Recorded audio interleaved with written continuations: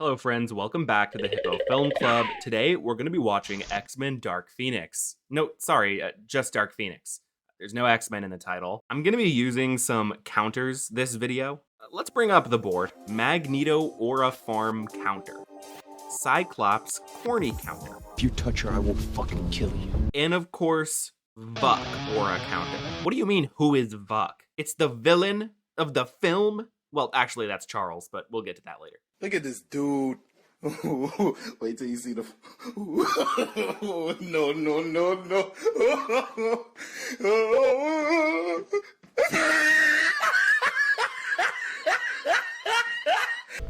This is Charles Xavier. I need to talk to the president. Now you listen to me. You'll earn more from that 35% than you ever would on I have to your tell own. him not So to his do share this. of the partnership There's is no available. need to throw away If everything that we've accomplished. can handle have to give us a his chance. I won. If you touch her, I will fucking kill you. Don't. Yes, her name is Vuk. V-U-K, not fuck. It should be that, though. That'd be funny. Yo, Dupe should have been in this movie. Yeah, that's a -1 to the Vuk aura counter. I enjoy a lot of set pieces in Dark Phoenix, and I generally enjoy the music. Hans Zimmer, whilst yes, overrated at times, is a great composer, and I really enjoy his score for Dark Phoenix. I particularly enjoy the track Gap. The initial set piece in the spaceship really works for me. Like, what's not to enjoy about this?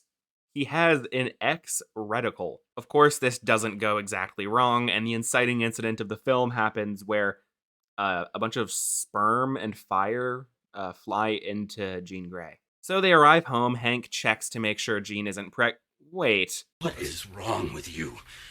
Why aren't you blue? At least he was blue on the ship. Anyways, Jean is more than fine, and she wants to go see her hubby. I appreciate the sincerity of using that angle while Scott and Jean kiss with his visor on. Like, yeah, Jean do be doing that. Anyways, they go to a party and this happens. Stop. This is basically me when I'm sweating or I have to go to work. Time to meet the villains. I actually really like this intro. Here we have comfortable Gen Xers, right? White, lush, pristine, and these gnarly aliens emerge from the darkness. And I also think it's kind of cool that they don't make this woman important at all. You don't even learn her name, and I actually think that's good. The alien shapeshifter, Vuk, is the monster, not this lady. But maybe she's also a monster, because she's, you know, upper middle class, kind of rich.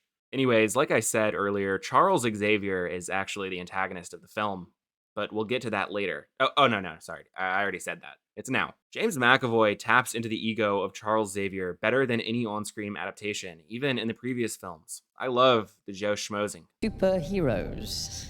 I must confess I don't really know what that word means, but it is a damn sight better than what you used to call us.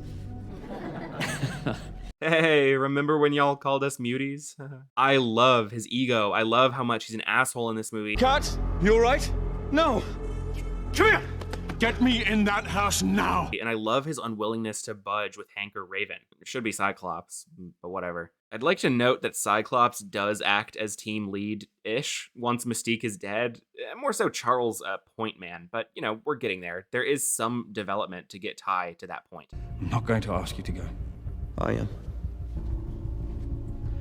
We need you. Good. Oh yeah, Mystique dies. Did I mention that? Oh no, he died! Kurt, close your eyes. I'll show you our destination. Wait, we could have done that the whole goddamn time? Beast turns to Dark Beast. Not really, though. Magneto turned bad, then back to good for 37th time. Yeah, I'm thinking add 1 to the Cyclops corny counter. Come here to kill me? That's right. Bar. +1 on the Magneto aura counter. And you couldn't even do that? Oof, okay. Magneto aura farm counter goes down, but also remember the beginning where I kind of baited you that Jean was getting an aura counter list, and then it was Vuk? Well, I actually double baited you. I am a master baiter, after all. Jean does have an aura counter. You thought I was holding out on my girl? Ha no. Ha Professor X walking like, sorry, that's a little bit of aura farm. Oh, wait a minute, wait. It's her counter, it's going up by the millions. Oh my god, oh my god, wait.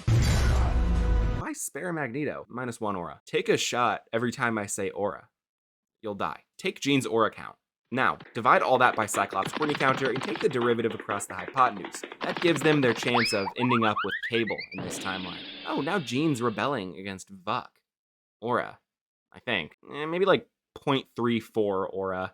Computer, multiply that by the Pythagorean theorem of Magneto's helmet color change palette throughout the films, and then apply the distance formula, and lastly, apply CBT cock and ball torture. Siri, remove 1 point from Vuk's aura counter. Yeah, just an optical blast to the face, get fucked, Vuk. -1 to the Cyclops Corny counter. Then what you're going to want to do is take Jean's aura count. No more math jokes. Speaking of that, go ahead and remove 1 from Vuk's aura counter. So ICE, I mean mutant control people, round up the mutants and put them on this train, which will get surrounded by Vuk's friends. And this is part of the movie that turns really bad. A film-ruining ending and shift in quality. So for a bit, before we talk about the ending, we need some context, and that context is reshoots. According to Simon Kinberg and some of the producers, the film's original ending did feature a fight in space that was just Phoenix fighting the Dabari and some like armada or spaceship or something. Yes, this does sound very similar to Captain Marvel. There is also some claim that the release date of the film was changed with Alita Battle Angels because James Cameron didn't want Alita Battle Angel competing with summer blockbusters.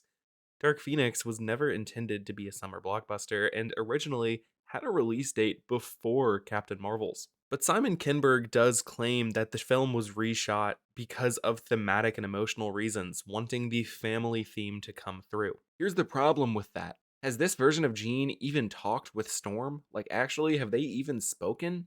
Regardless of if he originally wrote a two-parter, or if Vuk was originally Lalandra from the Shi'ar, or if there was 30 minutes cut from the theatrical cut, I don't know. And before you come in the comments talking about some, actually, this is technically a younger version of the Famke Jensen Jean who did have conversations with Halle Berry's Storm. Dog, Days of Future Past was a timeline reset. Jean dies at the end of Dark Phoenix. She actually isn't going to be Famke Jensen in 10 years. You know why? Because she's dead. Also, in The Last Stand, when Famke Jensen's Jean meets Charles, Magneto is there. But in Dark Phoenix, Michael Fassbender is not there meeting Jean. This is not the same character. I like this exchange between Charles and Jean a lot. Have you come to kill me too? Never. Jean, never. The genuine look of shock and pain and confusion on Charles's face, and James McAvoy is selling it so well that Jean could even think that Jean could even suggest that Charles was coming there to hurt her. That's not just a teacher and student moment, that's a parent and child moment. You have no idea who I am. I've raised you since you were a little girl. I think I do. The idea that this person that you love, that you think it's your responsibility to look over, suggesting that you would ever hurt them, I think it makes you take a look at yourself. It's kind of a world-shattering thing to hear, and you can see it in that performance. You can see James McAvoy putting that into his performance, this idea that I thought this person knew I would do anything for them. I thought they knew. And then the scene capping off with Jean looking into his mind and seeing that, because they're psychics, because they can do that. And that being what pushes Jean to rebel against Vuk, that's beautiful. Like, I'm not even going to shortcut the movie here. That is beautiful. That's really, really good. It feels like they have a real heartfelt arc. It feels like this version of Professor X cares about this version of Jean Grey. It feels like this version of Jean Grey should be cautious, but then loving of Charles. I like the juxtaposed shot of the mutants sprawled out, battered and bruised, whilst Charles laments about every child deserving safety and love.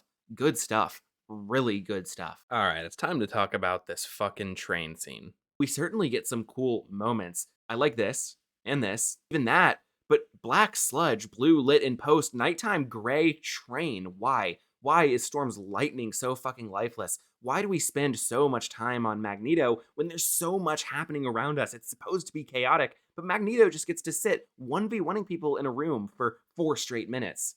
This is the most creative you could get in a movie based on this source material. You get 40 guns and like a train. Simon Kinberg just is not creative enough to tell a more fun X-Men story. He's like a military guy. I wanted this movie to be more grounded and real. Get the ball sack out of here. He likes guns. Beast uses a gun. Magneto uses 40 guns. In the 355, Vuk has a gun. He makes action movies that get 44% on Rotten Tomatoes and 6.7 on IMDb with 13 reviews. Dark Phoenix is his best film because he has general understanding and appreciation of the X-Men mythos, and he likes the gritty realism conversations you can play at with them. We see this a lot throughout the film. I can't believe it was almost a decade ago that I was wondering if we'd ever see Dark Phoenix.